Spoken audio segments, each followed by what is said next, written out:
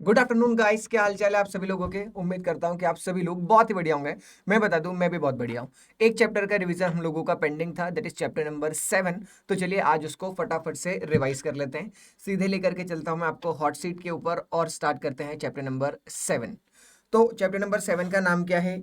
Non corporate entities. क्या नाम है इसका? Non corporate entities. एक बार पहले आप मुझे ये बताइए कि हमारे सब्जेक्ट का नाम क्या है। हमारे सब्जेक्ट का नाम है SBILL, that is setting up of business, industries and labour law. तो हमने फर्स्ट चैप्टर में समझा था कि कैसे हम बिजनेस ऑर्गेनाइजेशन को चूज करते हैं कि कौन सा बिजनेस स्ट्रक्चर हमारे लिए अच्छा है। कंपनी बनाए, LLP बनाए, पार्टनरशिप बनाए, HUF बनाए, बराबर। चैप्टर नंबर 2 में हमने कंपनी को डिटेल में डिस्कस किया। चैप्टर नंबर 3 में LLP को डिटेल में डिस्कस किया। पर बाकी फॉर्म ऑफ बिजनेस स्ट्रक्चर जैसे कि partnership, Hindu undivided family, soul proprietorship, society, trust, ये सब कैसे बनाते हैं, ये सब क्या होते हैं, ये डिस्कशन हम लोगों का इस चैप्टर नंबर 7 के अंदर जो है वो रहता है। तो स्टार्ट करते हैं चैप्टर नंबर 7। इसके अंदर हम partnership, HUF, sole proprietorship, society, multi state cooperative society, trust, mega firm, इन सभी के बारे में डिटेल में पढ़ेंगे। तो शुरुआत करते हैं पार्टनरशिप के बारे में। पार्टनरशिप मतलब एक ऐसा बिजनेस जिसमें दो या दो से ज्यादा पर्सन्स मिलके एक साथ काम करते हैं और बिजनेस को मैनेज करते हैं और प्रॉफिट कमाने का काम करते हैं। पार्टनरशिप बनाने का फायदा क्या है? बहुत आसानी से बन जाती है। जैसे कंपनी बनाने में बहुत दुख आते हैं हमें कि ये वाला कंप्लायंस करो, इस एक्ट का कंप्लायंस करो, ये वाला चालान भरो, ROC से अप्रूवल लो, पहले नेम अप्रूवल लो, फिर इसका अप्रूवल लो, इतने समय इंतजार करो। पार्टनरशिप में ऐसा कुछ नहीं होता है। पार्टनरशिप डीड बनाई and you are good to go. सभी पार्टनर्स के फाइनेंशियल रिसोर्सेज क्या हो जाती है? पूल हो जाती है। पूलिंग का मतलब क्या है? कंबाइन। मैनेजरियल स्किल्स, सभी पार्टनर अपनी अपनी स्किल्स को लेकर के आते हैं साथ में। डिसीजन मेकिंग बैलेंस हो जाती है, रिस्क शेयर हो जाती है, और जो काम होता है वो सभी पार्टनर्स में आपस में बट जाता है। सर जब इतनी ही अच्छी है पार्टनरशिप तो सभी लोग पार्टनरशिप बनाएंगे? नहीं, कुछ नुकसान भी है। जैसे कि अनलिमिटेड लाइबिलिटी। पार्टनरशिप बिजनेस के अंदर होती है अनलिमिटेड लाइबिलिटी। और अनलिमिटेड लाइबिलिटी का मतलब क्या होता है कि if in case anything goes wrong तो पार्टनर्स को अपने घर की असेट्स भी लेकर के आनी पड़ेगी अगर उन्हें लोन का रीपेमेंट करना है तो अनलिमिटेड लाइबिलिटी। दूसरा, risk of disharmony. Of course अब ज्यादा लोग होंगे तो लड़ाई झगड़े, डिस्प्यूट होने के चांसेस भी थोड़े से ज्यादा है। पब्लिक को ट्रस्ट कम होता है एक पार्टनरशिप के ऊपर as comparison with the LLP और कंपनी। इसके अलावा आप ज्यादा पार्टनरशिप को बहुत बड़े स्तर पर ले जा नहीं पाएंगे। एक्सपांशन के समय में थोड़ी दिक्कत आती है। और अनसर्टेनिटी ऑफ एग्जिस्टेंस, क्योंकि यहाँ पे परपेचुअल सक्सेशन का फीचर जो है वो डिपेंड करता है पार्टनरशिप डीड के ऊपर। तो हम ऐसा भी बोल सकते हैं कि पार्टनरशिप फॉर्म जो होती है वो थोड़ी सी कैसे होती है? अनसर्टेन। तो ये हमने फायदे और नुकसान देखे एक पार्टनरशिप बिजनेस के।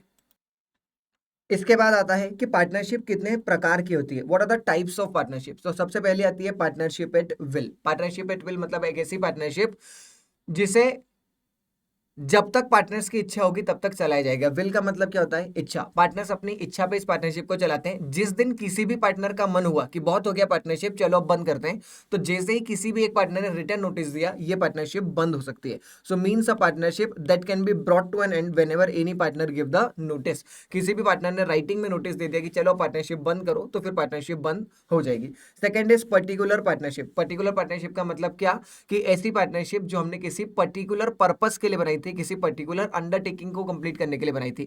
जैसे कि मैंने और राम ने मिलकर क्या बोला था कि हम लोग एक बिल्डिंग कंस्ट्रक्ट करते हैं, चलो इसकी पार्टनरशिप कर लेते हैं। तो जैसे ही बिल्डिंग का कंस्ट्रक्शन खत्म होगा हमारी पार्टनरशिप खत्म हो जाएगी। वैसे ही मैंने और चंगू मंगू, हम तीनों दोस्तों ने मिलकर क्या बोला कि एक काम करते हैं, एक पिक्चर बनाते हैं यार। आजकल बॉलीवुड में जो फिल्म बन रही है उसमें मजा नहीं आ रहा, हम फिल्म बनाते हैं। तो मैंने बोला ठीक है, पर हमारी ये पार्टनरशिप जैसे ही हमारी पिक्चर खत्म होगी हम बंद कर देंगे। तो what it is a particular partnership. क्यों? क्योंकि it is formed for undertaking a particular venture. हमें एक स्पेसिफिक प्रोजेक्ट था जिसे कंप्लीट करना था। जैसे ही वो प्रोजेक्ट कंप्लीट होगा हमारी पार्टनरशिप जो है वो बंद हो जाएगी। Third, fixed duration partnership. नाम से ही समझ में आता है, हमने जब पार्टनरशिप बनाई थी उसी समय पे बोल दिया था कि भाई 5 साल तक पार्टनरशिप चलाएंगे, 5 साल के बाद ये वाली पार्टनरशिप बंद कर देंगे। तो means a partnership formed for fixed duration, उसे हम बोलते हैं कि ये क्या है? Fixed duration partnership.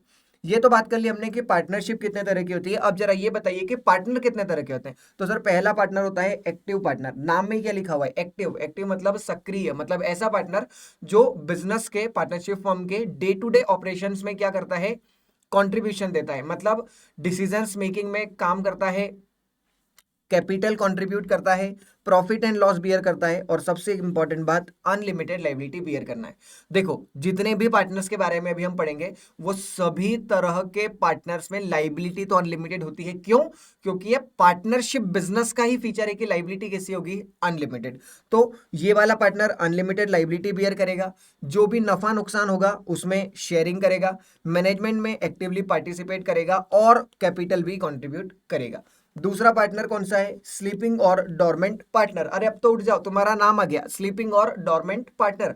स्लीपिंग और डोरमेंट पार्टनर मतलब ऐसा पार्टनर जो क्या करता है, मैनेजमेंट में पार्टिसिपेट नहीं करता है। वो क्या बोलता है, देखो तुमको पैसे की जरूरत है ना, पैसा मुझसे ले जाओ, प्रॉफिट एंड लॉस का हिस्सा मैं बांट लूंगा, लायबिलिटी में अनलिमिटेड बियर कर लूंगा, पर मुझसे रोज रोज पूछने मत आना कि आज हम कैसे काम करें, कल कैसे काम करें। ये जो डिसीजन मेकिंग की पावर है ये तुम तुम्हारे पास रखो, मैनेजमेंट में मुझे इन्वॉल्व मत करना। तो कैपिटल कंट्रीब्यूट करूंगा, प्रॉफिट एंड लॉस में हिस्सा बांटूंगा, अनलिमिटेड लायबिलिटी बियर करूंगा, पर मैं पार्टिसिपेट नहीं करूंगा मैनेजमेंट के अंदर। I do not participate in the management.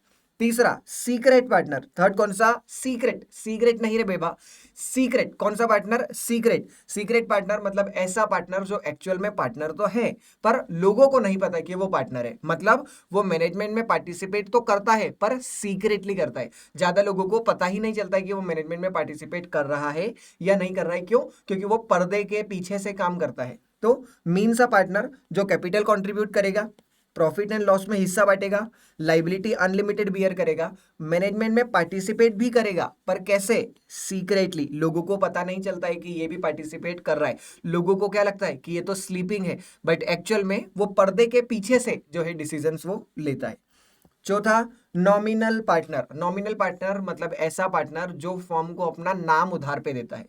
क्या करता है? अपना नाम फर्म को उधार पे देता है। मतलब उसका बिजनेस करने में कोई इंटरेस्ट नहीं है पर उसके नाम की वजह से हमारी जो पार्टनरशिप फर्म है वो काफी अच्छे से चलती है। जैसे हम लोगों ने क्लास में एग्जांपल देखा था कि एक कैफे खोलते वक्त हमने एक हमारे शहर के पॉलिटिशियन जो है उन्हें हमारी फर्म का क्या बना लिया? Nominal partner. क्योंकि अब वो हमारी फर्म के पार्टनर हैं तो उनके नाम की वजह से हमारा बिजनेस जो है वो बहुत अच्छे तरीके से चलता है। वो कोई कैपिटल में कॉन्ट्रीब्यूशन नहीं करते हैं, वो मैनेजमेंट में आके रोज पार्टिसिपेट नहीं करते हैं, वो हमसे प्रॉफिट या लॉस का हिस्सा मांगने भी जनरली नहीं आते हैं, पर लायबिलिटी अनलिमिटेड बियर करते हैं। क्यों? क्योंकि अगर आप पार्टनर हो तो लायबिलिटी तो आपको अनलिमिटेड बियर करनी ही पड़ेगी। ये तो पार्टनरशिप बिजनेस का ही फीचर है। पांचवा पार्टनर बाय होल्डिंग आउट। पांचवा कौन सा? Partner by holding out. मतलब ऐसा पार्टनर जो कंट्रीब्यूट नहीं करता है कैपिटल, जो मैनेजमेंट में पार्टिसिपेट नहीं करता है, जो प्रॉफिट एंड लॉस बियर नहीं करता है पर अनलिमिटेड लायबिलिटी बियर करता है। सर ये कैसा पार्टनर हुआ जो कुछ ही नहीं कर रहा?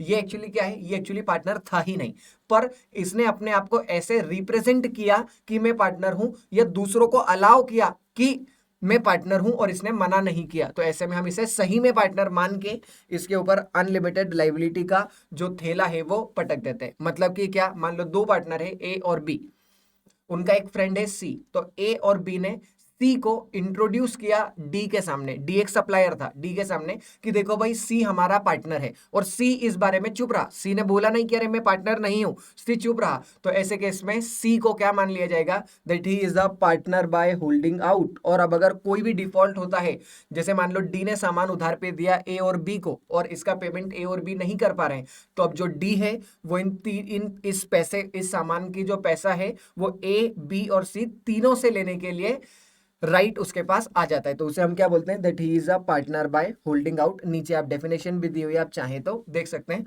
Holding out refers to when a person is represented as the partner when they are not one. This is also known as partner by estoppel. उसे पार्टनर बाय स्टॉपल भी कहते हैं। फिर एक क्वेश्चन छोटा सा कि क्या माइनर को आप पार्टनरशिप में एडमिट कर सकते हैं? तो आंसर इज नो। माइनर क्योंकि कॉन्ट्रैक्ट नहीं कर सकता तो आप उससे फुल पार्टनर नहीं बना सकते। हालांकि आप उसे फॉर्म के अंदर फॉर्म के बेनिफिट्स के लिए पार्टनर बना सकते हैं। मतलब क्या? कि वो प्रॉफिट तो शेयर करेगा पर वो लॉस शेयर करने के समय पे पीछे के रास्ते से भाग जाएगा कि मैं तो लॉस नहीं बांटूंगा। ठीक है। फिर इसके बाद पार्टनरशिप डीड का मतलब क्या? पार्टनरशिप डीड मतलब एक ऐसा लीगल डॉक्यूमेंट जिसके थ्रू पार्टनर्स के राइट, ड्यूटी और रिस्पॉन्सिबिलिटीज डिटरमाइन किए जाते हैं कि पार्टनर के क्या राइट एंड ड्यूटीज हैं फॉर्म के रिस्पेक्ट में, फॉर्म की क्या लायबिलिटीज, राइट्स, ड्यूटीज है पार्टनर्स के लिए।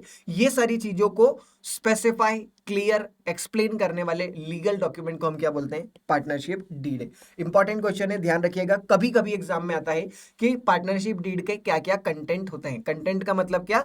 कि वो जो पार्टनरशिप डीड का लीगल डॉक्यूमेंट है, आखिर उसके अंदर लिखा क्या होता है? उसके अंदर लिखा होता है डेफिनेशंस जो बिजनेस के ऊपर अप्लीकेबल है। उसके अंदर लिखी होती है कुछ वाइटल इंफॉर्मेशन। वाइटल का मतलब क्या? इंपॉर्टेंट। कौन सी इंपॉर्टेंट इंफॉर्मेशन? जैसे फर्म का नाम क्या है, फर्म कहाँ से ऑपरेट करेगी, नेचर क्या है, और मैन्युफैक्चरिंग है, ट्रेडिंग है, सर्विसेज है, पार्टनरशिप की ड्यूरेशन क्या है, फिक्स ड्यूरेशन पार्टनरशिप है, पर्टिकुलर है, या पार्टनरशिप एट विल है, details about the profit sharing ratio, किस रेशो में प्रॉफिट को बांटा जाएगा, कैपिटल कंट्रीब्यूशन सभी पार्टनर किस तरीके से करेंगे, उस कैपिटल के ऊपर क्या कोई इंटरेस्ट मिलेगा, ड्यूटी, पावर और ऑब्लिगेशन क्या है पार्टनर्स की, अगर किसी पार्टनर को अपनी कैपिटल विड्रॉ करनी है तो वो किस तरीके से कर सकते हैं, एडमिशन, रिटायरमेंट या एक्सपल्शन, किसी पार्टनर को नया एडमिट करना हो, किसी पार्टनर को फॉर्म से निकालना हो, या किसी पार्टनर को रिटायरमेंट लेना हो तो उसके क्या रूल्स होंगे, अगर फॉर्म को कोई बोरोविंग करनी है तो वो किस तरीके से करती है, अगर पार्टनरशिप बंद करनी है तो किस तरीके से कर सकते हैं, अगर कोई डिस्प्यूट हो जाता है, पार्टनर्स आपस में लड़ाई झगड़े करने लग जाते हैं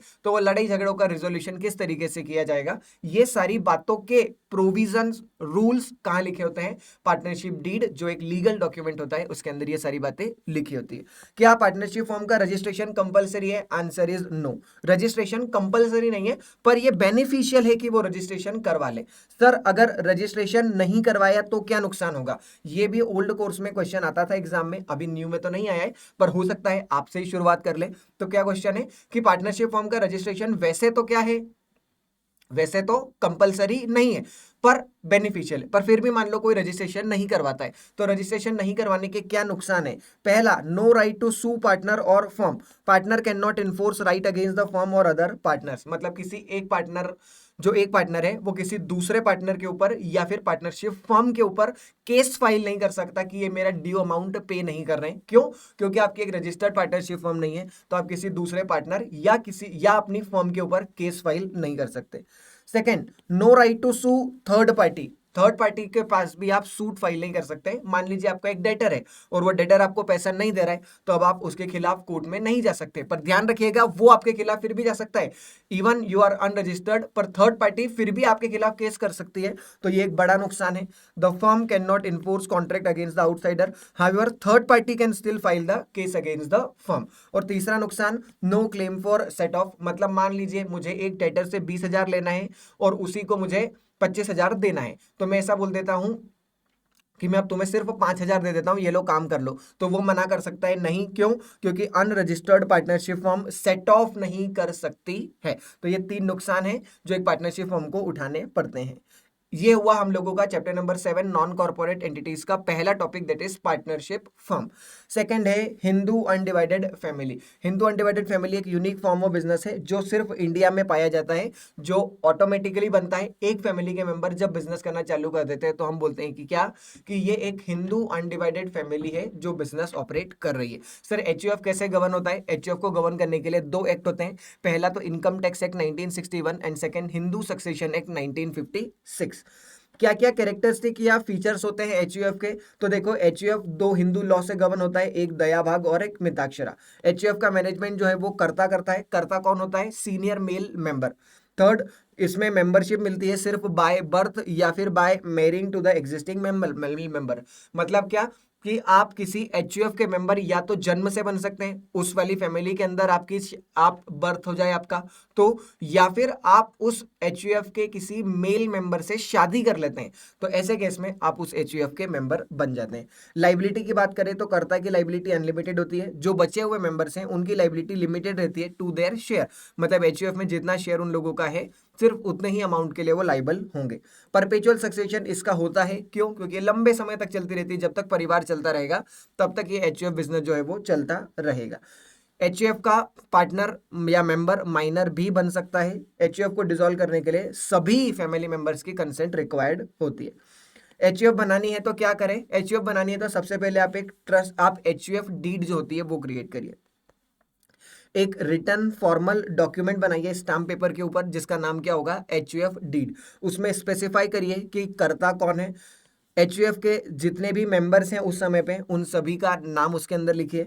एचयूएफ का नाम क्या होगा? एचयूएफ का नाम जनरली क्या होता है? कर्ता का नाम बाद में एचयूएफ वर्ड, जैसे हम प्राइवेट लिमिटेड में आखिरी में प्राइवेट लिमिटेड लिखते हैं, वैसे ही एचयूएफ में कर्ता का नाम लिख दिया सबसे पहले तो, और बाद में लिख दिया एचयूएफ। जैसे कि मान लीजिए मेरी फैमिली का कर्ता मैं हूँ, एल्डेस्ट मेल मेंबर मैं हूँ, तो मेरे एचयूएफ का नाम क्या होगा? निखिल शर्मा एचयूएफ। तो एचयूएफ आखिरी में आपको लगाना है। फिर declare the capital amount contributed, आप एचयूएफ में कितना कैपिटल कंट्रीब्यूशन कर रहे हैं, वो जो आपने डॉक्यूमेंट बनाया है उसे नोटराइज करवाइए और एक एचयूएफ के नाम पे रबर स्टैम्प बना लीजिए। आप एचयूएफ डीड बना लें, उसके बाद पैन कार्ड के लिए अप्लाई करिए और बैंक अकाउंट ओपन करवा लीजिए और आपकी एचयूएफ जो है वो बन के तैयार हो जाएगी। वेरी इंपॉर्टेंट क्वेश्चन जो एग्जाम में अगर आपको देखने को मिलेगा तो देयर आर हाई चांसेस कि आपसे वो एचयूएफ के टैक्सेशन एस्पेक्ट ही पूछे। तो पहला क्या कि इंडियन इनकम टैक्स एक्ट 1961 के अंतर्गत एचयूएफ को एक सेपरेट लीगल एंटिटी मानते हैं। सेपरेट लीगल एंटिटी मानते हैं, इसका मतलब क्या कि एचयूएफ को अपना separate income tax return file करना पड़ता है और एचयूएफ को इनकम टैक्स के अंदर स्लैब के अंदर टैक्सेबल किया जाता है। मतलब क्या, जैसे इंडिविजुअल्स के ऊपर स्लैब एप्लीकेबल होती है, उसी तरीके से एचयूएफ के ऊपर भी जो है वो स्लैब एप्लीकेबल होती है। तो ये एक फायदा है जो एचयूएफ बनाने का है कि क्योंकि आप सेपरेट लीगल एंटिटी रहोगे, आप सेपरेटली टैक्स किए जाएंगे। और टैक्स कैसे लगेगा? आपके ऊपर टैक्स लगेगा स्लैब के हिसाब से, ना कि फ्लैट रेट ऑफ टैक्सेस से जो लगता अगर आप एक कंपनी या एलएलपी या पार्टनरशिप फर्म होते तो। दूसरा, एचयूएफ जो है वो सेपरेट टैक्सेबल पर्सन है, उसे बेसिक एग्जम्पशन लिमिट 2.5 लाख रुपए की, जो एक बेसिक एग्जम्पशन लिमिट होती है, उस 2.5 लाख रुपए वाली लिमिट का फायदा भी मिलेगा। इसके अलावा बेसिक एग्जामिशन के अलावा एचयूएफ को सेक्शन नंबर 80C आप लोगों ने शायद सुना होगा, सेक्शन नंबर 80C के अंदर आपको 1.5 लाख रुपए तक की बचत होती है। तो वो 1.5 रुपीज की जो सेविंग होती है वो जनरली किसको मिलती है? इंडिविजुअल्स को। पर इंडिविजुअल के साथ साथ में वो आप किसे भी मिलने लग गई है, एचयूएफ को भी। तो अगर आपने एक एचयूएफ बनाई तो आपको 80C के अंदर 1.5 लाख रुपीज की जो है वो एग्जाम्शन अंडर 80C भी मिलेगा। इसके अलावा अगर आप कोई भी एंसेस्ट्रल प्रॉपर्टी मतलब खानदानी प्रॉपर्टी एचयूएफ में ट्रांसफर करते हैं तो उसे ट्रांसफर नहीं माना जाता है और उसके ऊपर कोई टैक्स नहीं लगता है। इसके अलावा एचयूएफ की जो भी प्रॉपर्टी से एचयूएफ ने जो भी इनकम कमाई है वो एचयूएफ की इनकम मानी जाएगी और एचयूएफ सेपरेटली टैक्स होता है। इसके अलावा एचयूएफ के मेंबर्स को अगर कोई भी गिफ्ट मिलता है शादी पे, बर्थडे पे, तो उसे ऐसा माना जाता है कि ये एचयूएफ की असेट है और एचयूएफ की एसेट फिर एचयूएफ में सेपरेटली जो है वो टैक्स की जाती है, मेंबर के साथ उस इनकम को मर्ज नहीं किया जाता है। तो अभी तक हम लोगों ने पढ़ा पहला पार्टनरशिप, दूसरा हम लोगों ने पढ़ा एचयूएफ, ठीक है। थर्ड हम लोग देखते हैं सोसाइटी। सोसाइटी मतलब ग्रुप ऑफ पीपल जो एक साथ आते हैं म्यूचुअल एग्रीमेंट के थ्रू और शेयर्ड पर्पस, जो जनरली क्या होता है? Charitable cause. मतलब किसी चैरिटेबल कॉज को करने के लिए जब लोग साथ में मिलकर आते हैं तो हम उसे क्या बोलते हैं कि ये लोगों ने क्या बनाई है? सोसाइटी बनाई है। सोसाइटी चलती है सोसाइटी रजिस्ट्रेशन एक्ट 1860 के थ्रू। सोसाइटी बनाने के क्या क्या पर्पस है, हम कब सोसाइटी बना सकते हैं? तो चैरिटेबल सोसाइटी बना सकते हैं आप, मिलिट्री ऑर्फन फंड्स बना सकते हैं, साइंस, स्पोर्ट्स, लिटरेचर, आर्ट, इन सभी को प्रमोट करने के लिए सोसाइटी बना सकते हैं, पॉलिटिकल एजुकेशन के डिफ्यूजन के लिए। मतलब क्या, आप लोगों को थोड़ा एजुकेट कर रहे हैं कि देखो वोट देना चाहिए, आपको वोट देना आपका अधिकार है, आपका कर्तव्य है। वोट किसी का नाम देख के, किसी की पार्टी देख के नहीं दी जाती है, ये चीज देख के, मतलब आप पॉलिटिकल एजुकेशन दे रहे हैं तो इसके लिए भी आप सोसाइटी बना सकते हैं। आप लाइब्रेरी को प्रमोट करने के लिए बना सकते हैं, आप पब्लिक म्यूजियम को मेंटेन करने के लिए, आर्ट गैलरी को मेंटेन करने के लिए बना सकते हैं। बाद में साथ में उन्होंने एक छोटी सी लाइन लिखी जिसकी वजह से ऊपर का कोई मतलब नहीं बचा। क्या बोला उन्होंने?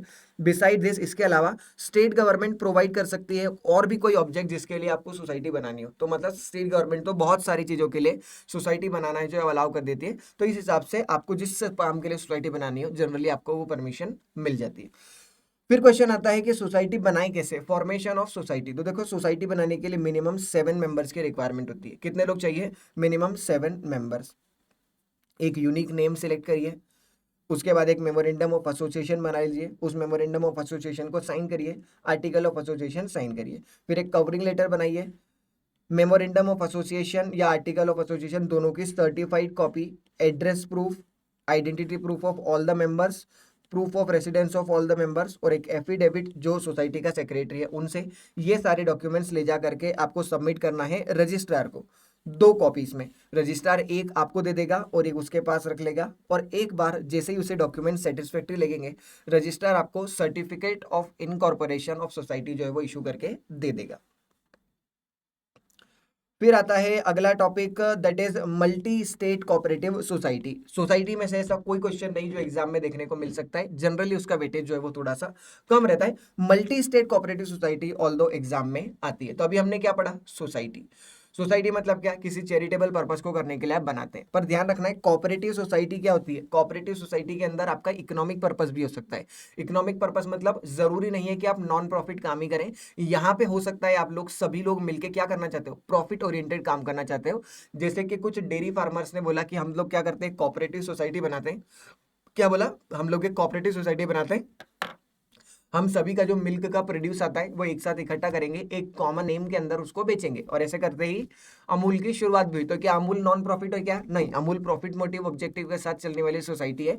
तो वो क्या है, एक कोऑपरेटिव सोसाइटी है। कौन है, मल्टी स्टेट कोऑपरेटिव सोसाइटी, कौन सी, अमूल। तो कोऑपरेटिव सोसाइटी, और अब क्या बोल दिया हमने, मल्टी स्टेट। तो मल्टी स्टेट कब बोलते हैं, मतलब ऐसी कोऑपरेटिव सोसाइटी जिसका प्रेजेंस इंडिया के अंदर एक से ज्यादा स्टेट्स में होता है। A cooperative organisation operating in more than one state in India. और अमूल जो है वो लगभग सभी स्टेट्स में आज के दौर में काम करती है। तो अमूल को हम क्या बोल सकते हैं, एक मल्टी स्टेट कोऑपरेटिव सोसाइटी।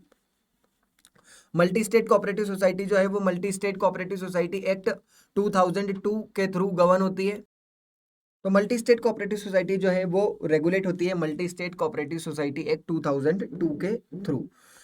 फिर क्वेश्चन आता है कि sir multi state cooperative society को कैसे बनाते हैं। ये क्वेश्चन बहुत बार एग्जाम में है, ध्यान रखिएगा। अभी तक जो 3 बार एग्जाम हुई है आपकी, उन 3 में से 2 बार ये एग्जाम में क्वेश्चन आ चुका है कि मल्टी स्टेट कोऑपरेटिव सोसाइटी को किस तरीके से बनाया जाता है। तो सबसे पहले आपको फॉर्म नंबर 1 है जो central registrar of cooperative society के पास फाइल करना पड़ता है। Central registrar of cooperative society New Delhi के पास फॉर्म नंबर 1 फाइल करना पड़ता है। ध्यान रखिएगा, ये फॉर्म का नाम, ये central registrar of cooperative society New Delhi, सिर्फ एक नंबर इसी का होता है। एग्जाम में वो पूछते हैं कि मल्टी स्टेट कोऑपरेटिव सोसाइटी, उसका रजिस्ट्रेशन का फॉर्म कौन सी अथॉरिटी के पास सबमिट करना पड़ता है। तो ध्यान रखना है, फॉर्म नंबर 1 फाइल करना है central registrar of cooperative society New Delhi के पास with the following attachment, with following attachments के साथ करना है। पहला कौन सा, बैंक का सर्टिफिकेट, जिसमें बैंक वाले जो है वो सर्टिफाई करते हैं कि मल्टी स्टेट कोऑपरेटिव सोसाइटी के पास क्रेडिट बैलेंस है। दूसरा, स्कीम एक्सप्लेनिंग द वाइबिलिटी या feasibility of multi state cooperative society, जो मल्टी स्टेट कोऑपरेटिव सोसाइटी है उसकी फिजिबिलिटी को एक्सप्लेन करते हुए एक स्कीम जो है वो बनाते हैं। इसके अलावा 4 कॉपी बायलॉस की 4 कॉपी सबमिट करनी है। Operation area, initially it should be restricted to 2 contiguous states only. मतलब क्या, कि जो मल्टी स्टेट कोऑपरेटिव सोसाइटी है वो शुरू में 2 ही स्टेट्स में काम करनी चाहिए। जैसे जैसे मल्टी स्टेट कोऑपरेटिव सोसाइटी आगे बढ़ेगी वैसे वैसे आप फिर उसका जो स्तर है, लेवल है, वो बढ़ा सकते हैं। पर शुरुआत में वो 2 स्टेट्स में ही कनेक्ट होनी चाहिए। इसके अलावा मेंबर की लिस्ट, कि आपकी मल्टी स्टेट कोऑपरेटिव सोसाइटी के अंदर कितने मेंबर्स हैं, कम से कम 50 मेंबर हर स्टेट से होने चाहिए। मल्टी स्टेट कोऑपरेटिव सोसाइटी का मतलब क्या है कि ये एक से ज्यादा स्टेट में काम करेगी, शुरू में 2 में काम करेगी, मतलब दोनों स्टेट्स में कम से कम 50-50 मेंबर्स तो होने चाहिए विथ देयर आईडी प्रूफ। इसके अलावा resolution, copy of the resolution passed by society. अभी आप cooperative multi state cooperative society बनना चाह रहे हैं, पर आप कोऑपरेटिव सोसाइटी तो पहले से ही होंगे, तो वो कोऑपरेटिव सोसाइटी का एक रिजोल्यूशन आपको साथ में लगाना पड़ेगा कि हमारी कोऑपरेटिव सोसाइटी अब मल्टी स्टेट कोऑपरेटिव सोसाइटी बनना चाहती है, उसका रिजोल्यूशन। इसके अलावा कॉन्टेक्ट इन्फॉर्मेशन चीफ प्रमोटर की, चीफ प्रमोटर मतलब वो जिसने कोऑपरेटिव सोसाइटी स्टार्ट करी थी, उसकी कॉन्टेक्ट डिटेल्स, जैसे उसका मोबाइल नंबर और ईमेल आईडी, ये आपको सबमिट करना पड़ेगा। जो मल्टी स्टेट कोऑपरेटिव सोसाइटी आप बनाना चाहते हैं वो अगर मल्टी पर्पस है या क्रेडिट ऑब्जेक्टिव है, मल्टी पर्पस मतलब वो एक से ज्यादा काम करेगी, या फिर उसका काम क्या है, क्रेडिट मतलब कुछ सामान या पैसा उधार पे देने का काम है, तो ऐसे केस में 2 एडिशनल डॉक्यूमेंट्स है जो आपको लगाने पड़ेंगे। पहला, NOC from registrar of cooperative society of state in a propose state. मतलब आप क्या कर रहे हैं, आप अभी मध्य प्रदेश में आप बोल रहे हैं कि अब हम कहाँ जाना चाहते हैं, अब हम गुजरात के अंदर जाना चाहते हैं, तो गुजरात वाले रजिस्ट्रार से एनओसी लेकर के आनी पड़ेगी। साथ ही साथ आपने जो चीफ प्रमोटर की डिटेल यहाँ पे सबमिट करी थी, उन चीफ प्रमोटर की डिटेल को वेरीफाई करवाइए और एक सर्टिफिकेट लेकर के आइए आपकी स्टेट के रजिस्ट्रार से कि ये जो कॉन्टेक्ट डिटेल्स आप चीफ प्रमोटर की दे रहे हैं ये डिटेल्स सही है। ये डिटेल्स आपने सबमिट कर दी, ये डॉक्यूमेंट आपने सबमिट करे। इन डॉक्यूमेंट के साथ में सिग्नेचर करनी है उसके ऊपर 50 मेंबर्स को। और अगर कोई सोसाइटी भी आपकी मल्टी स्टेट कोऑपरेटिव सोसाइटी की मेंबर है, तो ऐसे केस में 5 सोसाइटी के ऑथोराइज्ड रिप्रेजेंटेटिव जो है वो उस एप्लीकेशन को सबमिट करेंगे। ये एप्लीकेशन जब आप सबमिट कर देंगे तो 4 महीने के अंदर अंदर आपके पास अप्रूवल आ जाएगा। अगर 4 महीने में अप्रूवल नहीं आता है तो ऐसे केस में deemed approval of multi state cooperative society मान लिया जाता है। मतलब 4 महीने में अगर कोऑपरेटिव सोसाइटी न्यू दिल्ली ने, सेंट्रल जो ऑफिस है उनका, अगर उन्होंने 4 महीने के अंदर अंदर एप्लीकेशन अप्रूव नहीं करी तो ऐसे केस में उसे डीम्ड अप्रूवल मान लिया जाएगा। या तो 4 महीने में उन्हें रिजेक्ट करना पड़ेगा या अप्रूव करना पड़ेगा। अगर दोनों नहीं किए तो मान लेंगे कि फिर एप्लीकेशन अप्रूव हो गई और बाद में आपके पास रजिस्ट्रेशन का जो सर्टिफिकेट है वो इशू होके आ जाएगा। फिर हमें पढ़ना है आगे ट्रस्ट। ट्रस्ट का मतलब क्या होता है? Trust is an obligation attached to the ownership of a property arising out of confidence repose by the owner accepted by trustee for the benefit of beneficiary. Sir कुछ भी समझ में नहीं आया? बिल्कुल बातें नहीं आया होगा। ऐसे समझो कि ट्रस्ट कैसे काम करता है, फिर आप लोगों को वो वाली जो डेफिनेशन है वो भी समझ में आ जाएगी। क्या बोल रहे हैं? एक आदमी है जिसके पास बहुत सारा पैसा है, 80 साल का हो चुका है। अब उसे ऐसी बुद्धि आई कि यार देखो पैसा तो साथ में कोई जाना नहीं है, क्यों ना ये पैसे को लोगों की भलाई के लिए यूज किया जाए। तो जिसके पास पैसा होता है उसे हम क्या बोलते हैं? सेटलर। क्या बोलते हैं उसे? सेटलर या ट्रस्टर। जिसने ट्रस्ट क्रिएट किया, उसने क्या किया? उसने अपनी 100 करोड़ की प्रॉपर्टी में से क्या बोला? ये 80 करोड़ की प्रॉपर्टी गरीबों के लिए मैं देता हूं। क्या करूंगा? मैं गरीबों के लिए एक अस्पताल बनवाऊंगा। तो अब क्या देखो, वो तो 80 साल का हो चुका है, वो तो ये काम कर नहीं सकता। तो उसने क्या बोला? मैं एक ट्रस्ट बनाता हूं और ये प्रॉपर्टी मैं ट्रस्टी को ट्रांसफर कर देता हूं। ट्रस्टी को मतलब ट्रस्ट को ट्रांसफर कर दिया, और ट्रस्ट को मैनेज कौन करता है? ट्रस्टी। तो मैंने क्या बोल दिया कि ये 80 करोड़ रुपए मैं किसको दे देता हूं? ट्रस्टी को ट्रांसफर कर देता हूं, जो मेरे इस 80 करोड़ को मैनेज करेगा। मैनेज करके क्या करेगा? अस्पताल बनाया है। अस्पताल क्यों बनाया है? गरीबों की मदद के लिए। तो जो ट्रस्टी है वो इन 80 करोड़ को यूज करके बेनिफिशियरी, जो गरीब हम बोल रहे हैं जिसे क्या मिलेगा? इलाज मिलेगा मुफ्त में या कम पैसे में, उन्हें क्या बोलते हैं? बेनिफिशियरी। मतलब जिन्हें ट्रस्ट से फायदा मिलता है, तो they will receive the benefit. अब इसका फ्लो समझो। क्या हुआ? सेटलर ने ट्रस्ट क्रिएट करने की सोची तो ठीक है, उसने अपने पैसे ट्रांसफर कर दिए किसको? ट्रस्टी के पास। अब ट्रस्टी क्या करेगा? उस पैसे को कुछ इस तरीके से यूज करेगा कि बेनिफिशियरी को मैक्सिमम से मैक्सिमम बेनिफिट मिले। अब इसको पढ़ो डेफिनेशन को। Trust is an obligation attach. Trust मतलब क्या है? एक ऑब्लिगेशन है to the ownership of property. Settlor ने अपनी प्रॉपर्टी को ट्रांसफर किया और उसके साथ एक ऑब्लिगेशन अटैच करी। क्या? कि मेरे इस पैसों का उपयोग किया जाए गरीबों की मदद के लिए। Arising out of confidence repose by the owner. Confidence किसने दिखाया? ओनर ने। एंड एक्सेप्टेड बाय, और उस चीज को एक्सेप्ट किसने किया? ट्रस्टी ने। ट्रस्टी ने बोला कि हाँ लाओ पैसे मुझे दो, जो तुम बोल रहे हो उसी तरीके से पैसे का उपयोग मैं करूंगा for the benefit of beneficiary, जिससे बेनिफिशियरी को ज्यादा से ज्यादा जो है वो फायदा पहुंचे। ट्रस्ट बनाने के क्या ऑब्जेक्टिव्स हैं? ट्रस्ट बनाए क्यों? तो हमने ये देखो ये बोला कि ट्रस्ट बनाने के ऑब्जेक्टिव क्या है। इससे हमने बोला कि देखो ट्रस्ट क्यों नहीं बनाना चाहिए। मतलब इन सभी कारणों के अलावा, फॉलोइंग रीजंस के अलावा, जिस काम के लिए आपको ट्रस्ट बनाना हो बना लो, कोई दिक्कत वाली बात नहीं है। Trust can be created for any lawful purpose. किसी भी लॉफुल पर्पस के लिए आपको ट्रस्ट बनाना है तो आप बना सकते हो, कोई दिक्कत नहीं। फॉलोइंग पर्पस को अनलॉफुल माना जाएगा। इन 4 चीजों को अनलॉफुल माना जाएगा। 4 के अलावा जितनी भी सारी चीजें उन्हें लॉफुल माना जाएगा। पहला, अगेंस्ट द पब्लिक पॉलिसी या इमोरल। मतलब आप जो ट्रस्ट बना रहे हो वो पब्लिक पॉलिसी के अगेंस्ट में। सरकार बेचारी कहते कहते थक गई कि गोरे कालों का भेद हटाओ, और तुमने ट्रस्ट बनाया जिसमें तुम बोल रहे हो कि हम तो सिर्फ गोरे लोगों का ही इलाज करेंगे हमारे हॉस्पिटल में। अरे क्या कर रहे हो यार? ये तो रेशियल सुपेरिटी को आप प्रमोट कर रहे हैं। ऐसे के लिए आपको ट्रस्ट नहीं बनाने देंगे। Second, forbidden by the law. बेचारी सरकार कहते कहते थक गई कि चाइल्ड मैरिज रुकवाओ, चाइल्ड मैरिज रुकवाओ, और आपने बोला कि हम एक ट्रस्ट बनाते हैं जिसका काम ही क्या होगा? चाइल्ड मैरिज को प्रमोट करना। तो क्या ट्रस्ट बनाने देंगे? Answer is no, it is a forbidden by law. तीसरा, fraudulent purpose to hide asset from the creditor या टू इवेड द टैक्स। मतलब आपने जो ट्रस्ट बनाया ना, वो ट्रस्ट इसलिए बनाया क्योंकि आपको कम से कम इनकम टैक्स या कम से कम जीएसटी देना पड़े। मतलब आपका पर्पस कैसा है? फ्रॉड करने वाला। तो ऐसे केस में अगर पता चल गया तो आपके ट्रस्ट को कैंसिल कर दिया जाएगा, आपको ट्रस्ट चलाने नहीं दिया जाएगा। चौथा, इंजरी टू पर्सन और प्रॉपर्टी। मतलब आपने जो ट्रस्ट बनाया है वो ट्रस्ट इसलिए बनाया है जिससे किसी पर्सन या किसी पर्सन की प्रॉपर्टी को क्या हो रहा है? इंजरी हो रहा है। तो ऐसे केस में आपको ट्रस्ट जो है वो नहीं बनाने दिया जाएगा। या आपके ट्रस्ट बनाने से किसी दूसरे एक्ट के प्रोविजन से डिफीट हो रहे हैं, तो ऐसे केस में आपको ट्रस्ट बनाने की परमिशन नहीं दी जाएगी। मतलब इन सभी के अलावा आपको ट्रस्ट बनाना है तो बना लो, कोई समस्या वाली बात नहीं। फिर आता है next topic, that is very important, partnership agreement और ट्रस्ट डीड में क्या डिफरेंस होता है सर? पार्टनरशिप एग्रीमेंट और ट्रस्ट डीड, इन दोनों में क्या डिफरेंस होता है? तो देखो, पार्टनरशिप एग्रीमेंट जो होते हैं वो पार्टनर्स को क्या करते हैं, गवर्न करते हैं, मतलब गवर्निंग बॉडी कौन हो गई, पार्टनर्स। ट्रस्ट डीड के केस में गवर्निंग बॉडी कौन हो गई, ट्रस्टी। दूसरा, पार्टनरशिप एग्रीमेंट के अंदर कितनी पार्टीज इन्वॉल्व होती है, दो या दो से जितने भी ज्यादा पार्टनर्स हो वो। ट्रस्ट डीड में कितने पार्टनर्स, ट्रस्ट डीड में कितने पार्टीज इन्वॉल्व होती है सर, तीन। पहला सेटलर, मतलब जिसने ट्रस्ट क्रिएट किया वो। दूसरा ट्रस्टी, मतलब जिसके पास प्रॉपर्टी है, जिसे वो प्रॉपर्टी को मैनेज करना है। और तीसरा बेनिफिशियरी, जिसके बेनिफिट्स के लिए ट्रस्टी उस प्रॉपर्टी को यूज करेगा।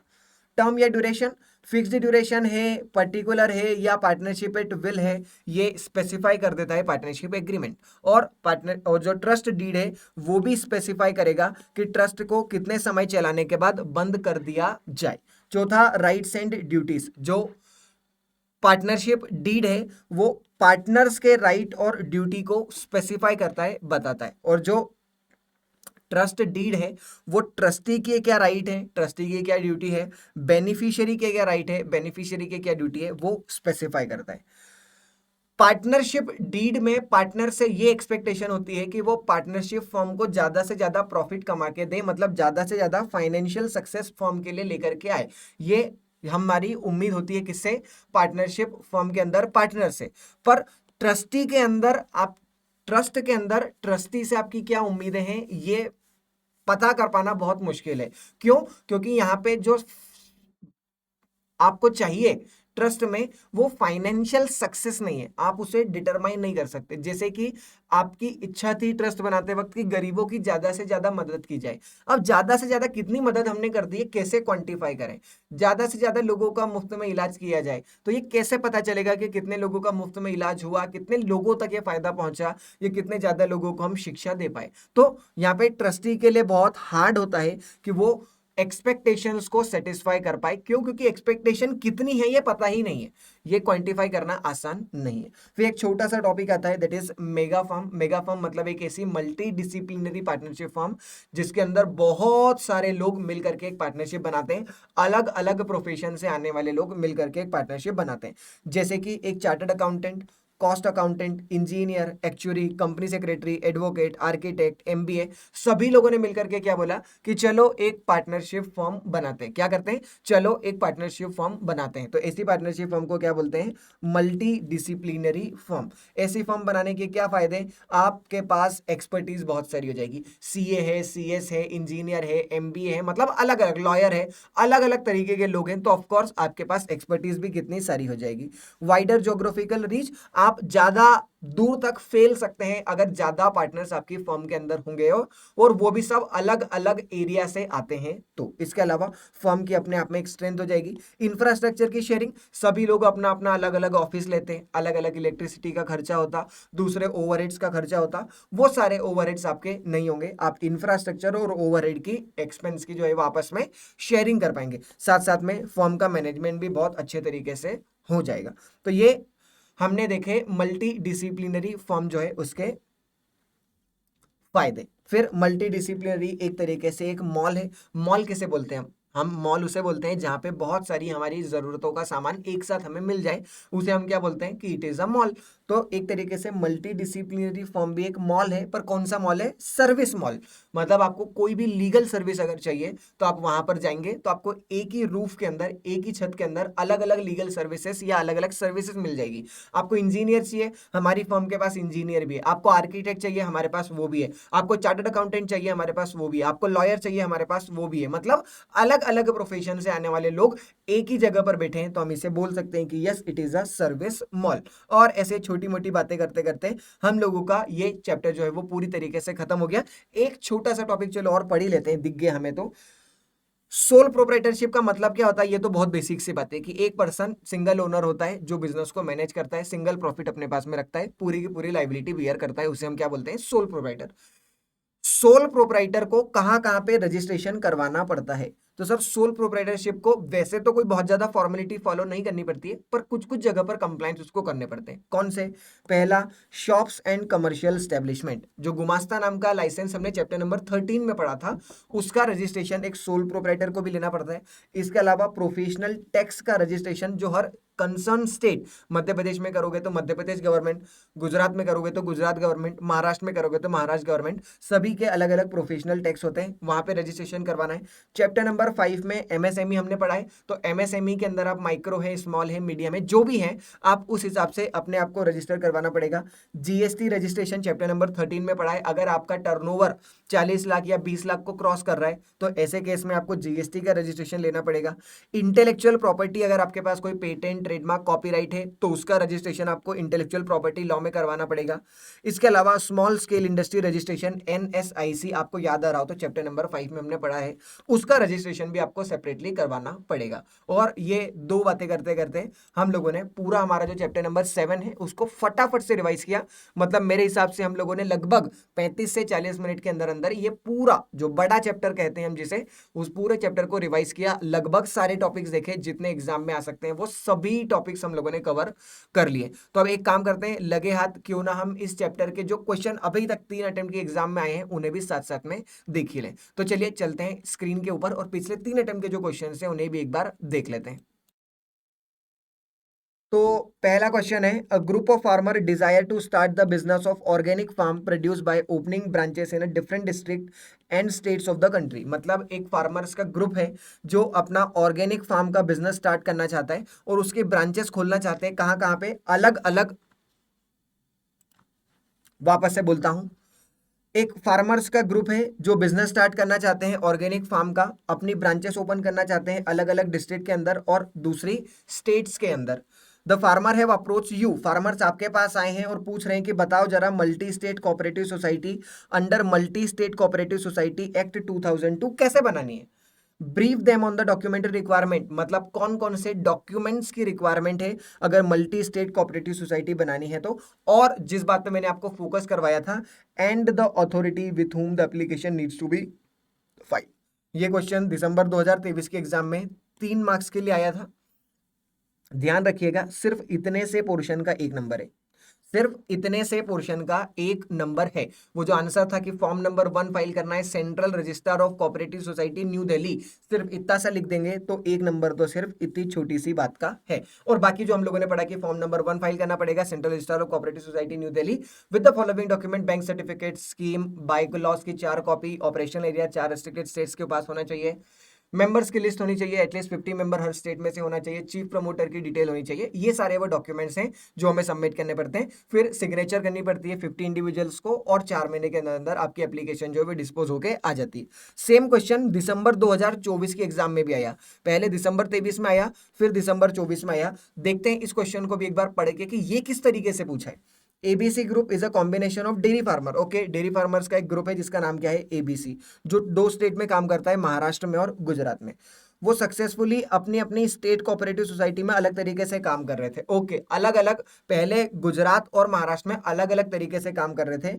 हालांकि due to growing demand of their product and need to streamline the operation, the group is considering the formation of multi state cooperative society. अभी तक दोनों अलग अलग स्टेट्स में अपनी अपनी कोऑपरेटिव सोसाइटी चला रहे थे। अब उन लोगों ने क्या सोचा कि क्यों ना हम लोग मिल करके एक मल्टी स्टेट कोऑपरेटिव सोसाइटी ही बना ले।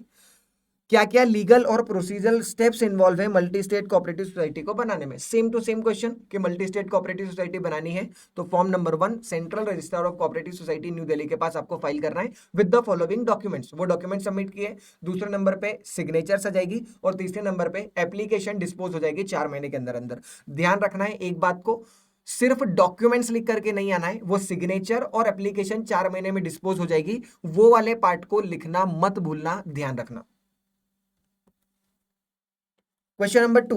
A group of residents in a housing complex in a Delhi who have recently taken possession of their home from the builder are dissatisfied with the poor maintenance of the complex by the builder. Okay, एक residents का group है जो कहाँ रह रहा है, housing complex Delhi में, जिन्होंने अभी अभी पोजीशन लिया है अपने घरों का बिल्डर से। क्या हुआ, एक बिल्डर ने घर बना के दिए, लोग अभी अभी उस हाउसिंग कॉम्प्लेक्स के अंदर आए हैं।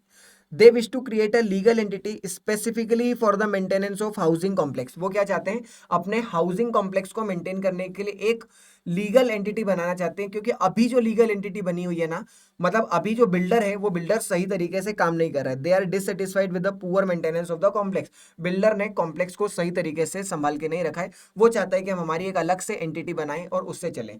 What kind of legal entity would be best suited for them. कौन सी लीगल एंटिटी उनके लिए सबसे अच्छी होगी, और क्या बेसिक रिक्वायरमेंट्स होती है अगर उन्हें वो वाली सोसाइटी बनानी हो, तो उसकी क्या बेसिक रिक्वायरमेंट्स होती है। तो ये थोड़ा सा ऑफ बीट क्वेश्चन है जो जून 2024 के एग्जाम में आया था। थोड़ा सा ऐसा लग सकता है आपको कि यार ये क्वेश्चन क्या है क्या नहीं है, समझ में नहीं आता है, बट आप थोड़ा सा सोचेंगे तो ये निकल के आता है सोसाइटी के अंदर से। जब हम लोगों ने अभी थोड़ी देर पहले सोसाइटी पढ़ा था, तो आपको याद आ रहा होगा, सोसाइटी के अंदर हमने पढ़ा था किसी भी चैरिटेबल पर्पस या साथ वाले पर्पस को अकम्प्लिश करने के लिए आप एक फॉर्म ऑफ बिजनेस स्ट्रक्चर बना सकते हैं, जिसका नाम क्या होता है, सोसाइटी। तो आप एक सोसाइटी बना सकते हैं सोसाइटी रजिस्ट्रेशन एक्ट 1860 के अंदर। क्यों? क्योंकि आप लोगों को एक लीगल एंटिटी बनानी है अपने हाउसिंग कॉम्प्लेक्स को मेंटेन करने के लिए। तो आपके लिए बेस्ट रहेगा कि आप क्या बना ले, एक सोसाइटी बना ले। और फिर पूछ रहे हैं कि क्या बेसिक रिक्वायरमेंट होती है अगर उस सोसाइटी को बनाना हो हमें। तो बेसिक रिक्वायरमेंट कुछ नहीं यार, कम से कम 7 मेंबर होने चाहिए आपकी सोसाइटी के अंदर। आपको आपका मेमोरेंडम ऑफ एसोसिएशन बनाना पड़ेगा, आर्टिकल ऑफ एसोसिएशन बनाना पड़ेगा, बायलॉज बनाने पड़ेंगे, और फिर मीटिंग जो है वो रखनी पड़ेगी आपको अपने जो सोसाइटी है उसकी। और इस तरीके से आपकी ये जो सोसाइटी है वो प्रॉपरली तरीके से चल जाएगी। फिर third and very important question, that is difference between partnership agreement and trust deed. यहाँ पे रेफरेंस एक ही बार का है, ये 2 बार एग्जाम में आ चुका है, जून 2024 में भी आया था। रेफरेंस एक ही बार डाला हुआ है कि पार्टनरशिप एग्रीमेंट और ट्रस्ट डीड में आपस में क्या डिफरेंस होता है। चौथा, the green future trust operate transparently and focuses on charitable purpose. एक ग्रीन फ्यूचर ट्रस्ट नाम का ट्रस्ट है जो ट्रांसपेरेंटली चलता है और जिसका फोकस क्या है, charitable purpose. Adhering to the legal requirement for trust in India, जो भी ट्रस्ट की लीगल रिक्वायरमेंट्स है उन सभी रिक्वायरमेंट्स को फुलफिल करता है। According to Indian trust act 1882, what are the constituents of the green future trust. ये जो ग्रीन फ्यूचर ट्रस्ट है इसके क्या क्या कॉन्स्टिट्यूएंट्स हैं। कॉन्स्टिट्यूएंट्स का मतलब होता है कंपोनेंट्स, कि जो एक ट्रस्ट होते हैं उसके क्या क्या कंपोनेंट होते हैं। बिल्कुल बेसिक क्वेश्चन पूछा ट्रस्ट का कि सर ट्रस्ट के कंपोनेंट क्या क्या होते हैं। सर ट्रस्ट का पहला कंपोनेंट होता है ट्रस्टर, जिसने ट्रस्ट बनाया। दूसरा होता है ट्रस्टी, जो ट्रस्ट की प्रॉपर्टी को मैनेज करता है। तीसरा होता है बेनिफिशियरी, जिसके बेनिफिट के लिए ट्रस्टी प्रॉपर्टी को यूज करता है। चौथा होता है ट्रस्ट की प्रॉपर्टीज, जिसे ट्रस्टी यूज करके बेनिफिट प्रोवाइड करता है, किसे, बेनिफिशियरी को। तो ये, और एक ट्रस्ट डीड, जिस ट्रस्ट डीड मतलब एक लीगल डॉक्यूमेंट जिसके थ्रू जो ट्रस्टी है वो ट्रस्ट की प्रॉपर्टी को बेनिफिशियरी के बेनिफिट के लिए यूज करता है। तो ये सारे कॉन्स्टिट्यूएंट्स या फिर हम बोल सकते हैं कि कंपोनेंट्स हैं जो एक ट्रस्ट के होते हैं। Again a very basic question जो आप लोगों को बनेगा बिल्कुल आराम से। क्वेश्चन नंबर 5, क्या मतलब है जॉइंट हिंदू फैमिली बिजनेस का। हिंदू अनडिवाइडेड फैमिली बिजनेस का मतलब क्या होता है। तो अरे एचयूएफ एक यूनिक बिजनेस है जो सिर्फ इंडिया में मिलता है, ऑटोमेटिकली बाय लॉ क्रिएट होता है, सारे फैमिली मेंबर जो है वो ओनरशिप शेयर करते हैं, गवर्न होता है हिंदू सक्सेशन एक्ट 1956 और इनकम टैक्स एक्ट 1961 से, मैनेजमेंट करता करता है, मेंबरशिप उसमें बाय बर्थ मिलती है, लाइबिलिटी करता की अनलिमिटेड होती है, अदर की लिमिटेड होती है, जो अभी हम लोगों ने पढ़ा वही टू वही। और ये चैप्टर नंबर 7 के सारे क्वेश्चंस हो गए। 1 मिनट से देख लेते हैं क्या कोई केस स्टडी के अंदर भी चैप्टर नंबर 7 से क्वेश्चन पूछा है क्या।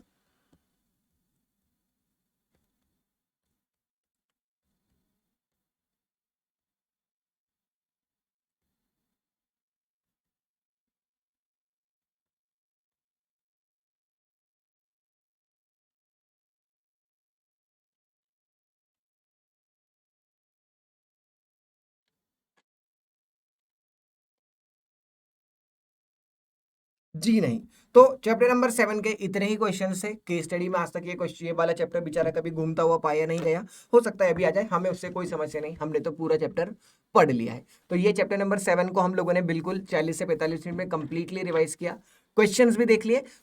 इस चैप्टर में एक आध क्वेश्चन ऑफ बीट लगा, जैसे कि वो जो सोसाइटी वाला क्वेश्चन था, हाउसिंग कॉम्प्लेक्स वाला, वो क्वेश्चन ऐसा जरूर आपको लग सकता है थोड़ा सा कि ऑफ बीट हो। और देखिए प्रोफेशनल एग्जाम में एक आध क्वेश्चन तो इंस्टीट्यूट का हक बनता है कि वो इस तरीके से पूछें जिसमें आपको कंफ्यूजन थोड़ा सा क्रिएट हो। बाकी ये चैप्टर बहुत आसान है, पढ़ते रहिए, एग्जाम में बिल्कुल कम दिन बचे हुए हैं। और अब हम लोगों के पार्ट ए के टोटल कंप्लीट 13 चैप्टर जो है वो रिवाइज हो चुके हैं।